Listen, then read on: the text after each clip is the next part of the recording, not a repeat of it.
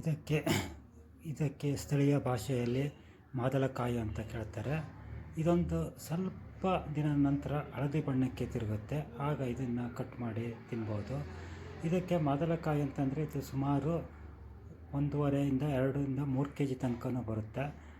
ಇದು ನೈಸರ್ಗಿಕವಾಗಿ ಬೆಳೆದಂತಹ ಕಾಯಿ. ಇದು ನೋಡಲಿಕ್ಕೆ ಲಿಂಬೆಹಣ್ಣು ಹಾಗೆ ಇದ್ದರೂ ಕೂಡ ಇದರ ಗಾತ್ರ ಸುಮಾರು 1.5 2 kg ಮಿನಿಮಮ್ ಆಗಿರುತ್ತೆ. ಇದರ ಒಳಗೆ ಬಿಳಿ ಆಕಾರದ ಈ ಒಂದು ಕಲ್ಲಂಗಡಿ ಹಣ್ಣಿನ ಟೈಪಲ್ಲಿ ಬಿಳೆ ರೀತಿಯಿಂದಿರುತ್ತೆ. ತಿನ್ನಲಿಕ್ಕೆ ಭಾಳ ರುಚಿಕಟ್ಟಾಗಿರುತ್ತೆ. ಇದು ಅಪರೂಪದಲ್ಲೇ ಅಪರೂಪದಂಥ ಹಣ್ಣು. ಇದು ಸುಮಾರು ಒಂದು 7 8 ವರ್ಷದ ಗಿಡದಿಂದ ಬಿಟ್ಟಂತಹ ಕಾಯಿ ಇದು ತಿನ್ನೋರಿಗೆ ಮಾತ್ರ ಇದು ಗೊತ್ತಿರುತ್ತೆ ಇದರ ರುಚಿ ಎಷ್ಟು ಒಳ್ಳೆ ರೀತಿಯಿಂದ ಇರ್ತದೆ ಅಂತ ಹೇಳಿ.